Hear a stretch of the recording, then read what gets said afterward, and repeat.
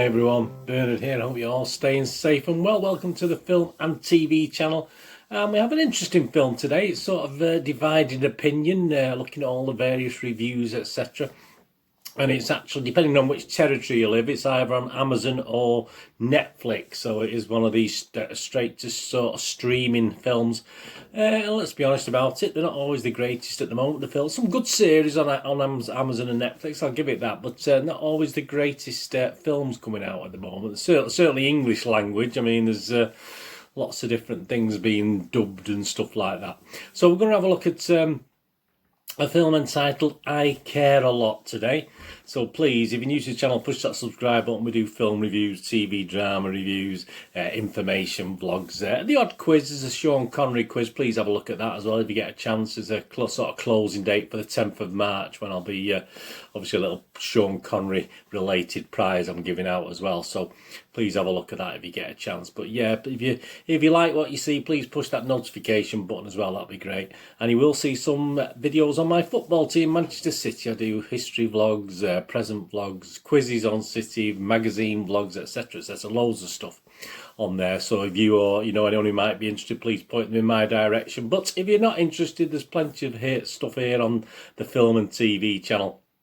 And there's a couple of links on screen to follow and friend on Facebook and Twitter as well. So if you seek me out on there, I do check every 3 or 4 days and follow and friend everyone back on there. All comments on this film or anything you want on film and TV, always leave your comments. Always grateful for comments. I'm getting more and more as subscribers grow. We're up to just over 700 subscribers now. I'm trying to get to 800 by the end of March, and obviously we're hoping for the magical 1,000 by sometime the end of May, perhaps. We're going for that. It's a big target, but I'm sure we can do it. So with your support, and as I say, if you can spread the word for me, that would be great.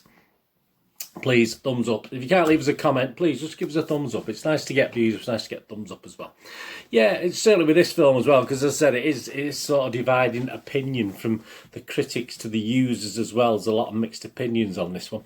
I Care a Lot. Yeah, it's an interesting title. 1 hour and 58 minutes, a 15 rating. It's classed as a dark comedy thriller, and it's written and directed by Jay Blakeson.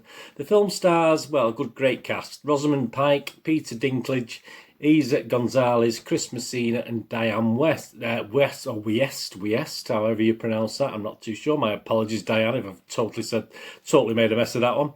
Yeah, it's been released by streaming in most countries on February the 19th, 2021. Through either Netflix or Prime, depending on which region you are. So I'm sure you'll know wherever you are. And what's it about? Well, poised with shark-like self-assurance, Maria Grayson, played by Rosamund Pike, is a professional court-appointed guardian for dozens of elderly wards whose assets she seizes and cunningly bilks. Bilks means obtain or withhold money from someone unfairly or by deceit. There you go. It's an education as well. I thought it was a misprint at first, but that's what bilks means. So she's obviously done this, cheated or defrauded through dubious but legal means. It's a well-oiled racket that Maria and her business partner and lover Fran, Isa Gonzalez, use with brutal efficiency on their latest cherry. They call them cherries. Cherry pickers. Jennifer Peterson, played by the Diane West, or however that's pronounced. Again, my apologies.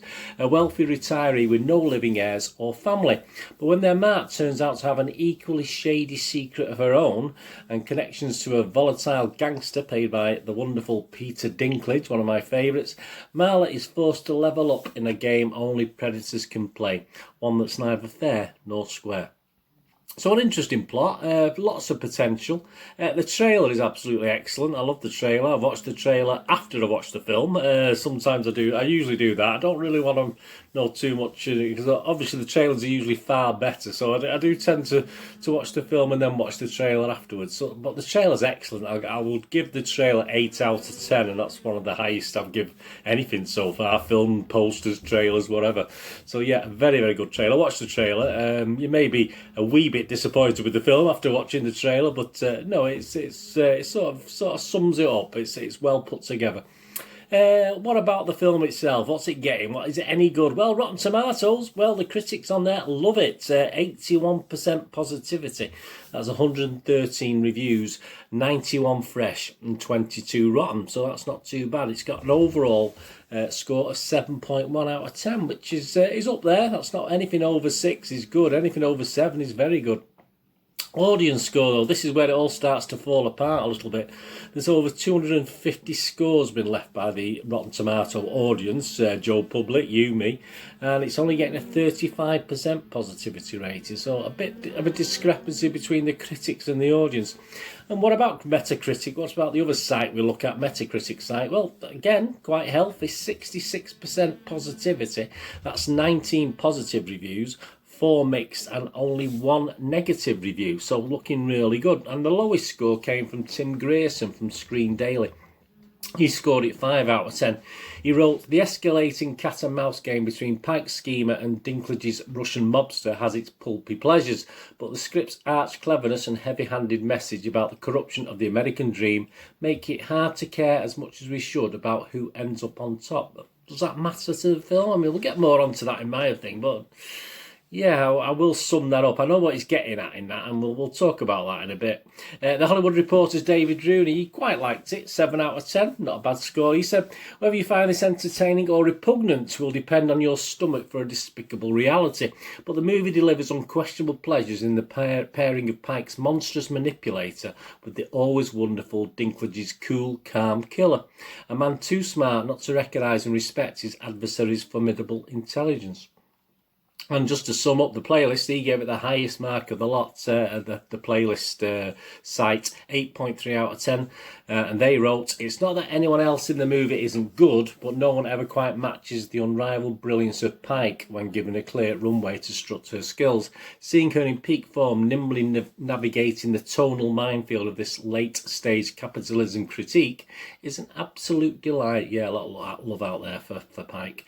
Again, though, Metacritic, the users, interesting, yeah, 3.9 out of 10. So again, the users are sort of booking the trend as far as the critics, what the critics are saying, and that's just 9 positive, 4 mixed and 28 negative reviews from the users. So very, very different views. So we've gone to the Internet Movie Database, which is just users, just you, me, Joe Public. And it is averaging 6.3 out of 10. So not too shabby, not a bad little score. And that's based on over 6,000 reviews as well as I'm recording this vlog, 6,219. Some of the comments, some of the negatives: "Such an unbelievable piece of garbage of a movie.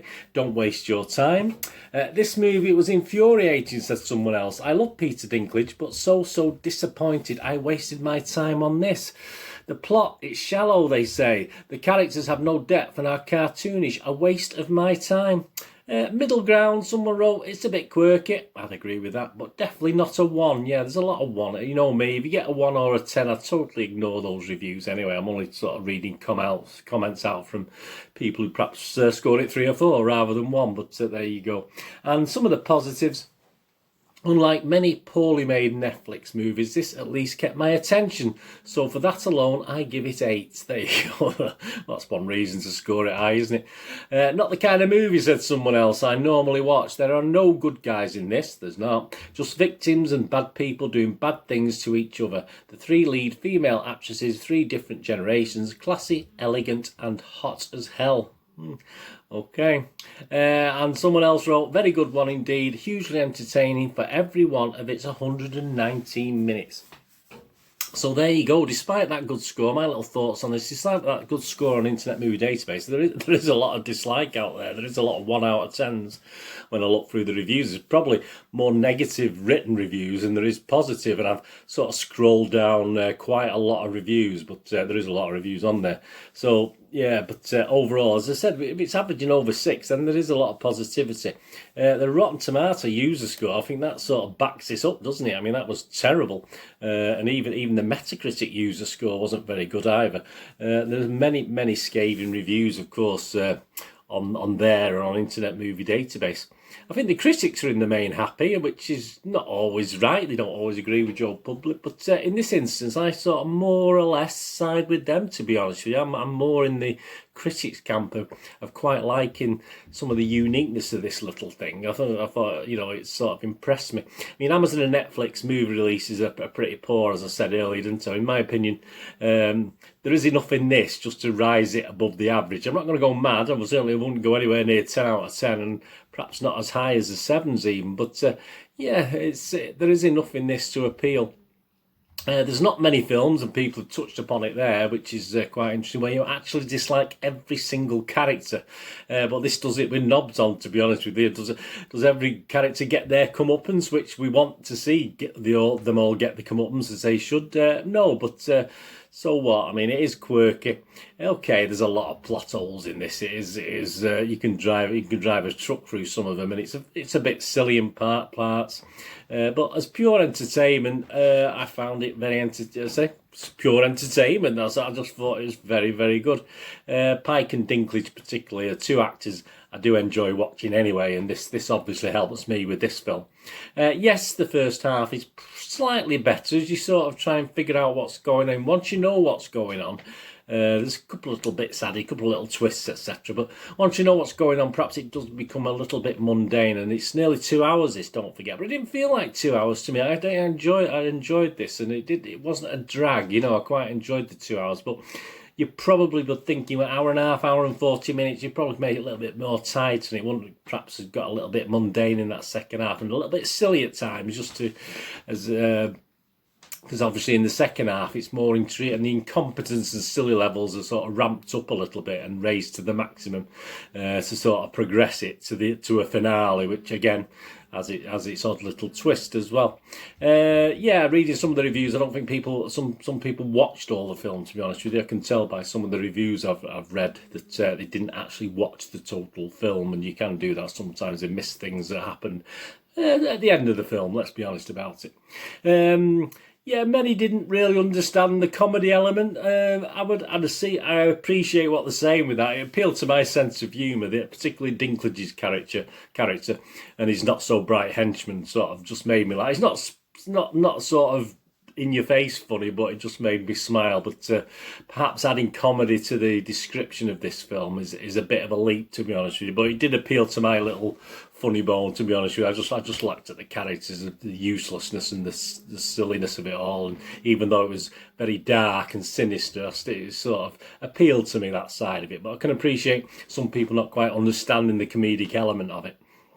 I'd call it perhaps a quirky drama thriller, and as I said, there's enough in this. Certainly kept me interested for nearly 2 hours, and I can understand the criticisms and the hate on this, but well, I can't understand some of the hate. I mean, how this some people did say how can anyone give this 1 out of 10? I mean, you know, considering what we get out there, what's there on Amazon and all the streaming sites and Netflix, etc. This is quite quirky. Yes, it did peter out. It wasn't quite as good the second half as the first half, but I was thoroughly entertained for the nearly 2 hours it was on. So my little score, I'm going to be up there. Yeah, I'm going to be up there with Internet Movie Database. I'm going to give this a 6.5 out of 10, so well above watchable. Not quite to the 7, not quite to the very good category. Almost. If it had carried on with its first half of the film into the second half, it probably would have been. But as I said, it got a little bit mundane, a little bit slow, and obviously, as I said, I only sort of really enjoyed the two main characters in it, Dinklage and Pike. So I mean, obviously, that's what sort of kept me watching for the rest of it, if you like. So yeah, I'm going to give the film 6.5 out of 10. Yeah, there is a poster, as you see. The trailer got 8 out of 10. Sorry, was it 8 out? Yeah, 8 out of 10.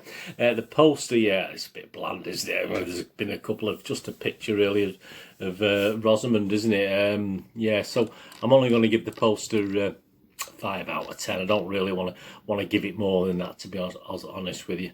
So there you go. Anyway, let me know if you get to watch this. A lot of people have watched this already or seen this already, but say considering what's out there already on Netflix and Amazon, I think this is a good addition, and at least it was interesting.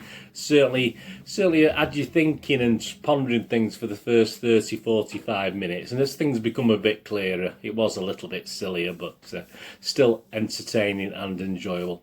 Anyway, thanks for watching. What we're going to do this day, have a great one. Look after yourselves, look after your friends, look after your families. More importantly, let's all look after each other. So we meet here again on the Film and TV channel. Perhaps you flit across, have a look at my Citizen channel, please. And don't forget that Sean Connery quiz as well. I'll put it in the links. Whatever it is, please, all I ever ask of you is please stay safe, everyone. Thanks for watching. Bye for now.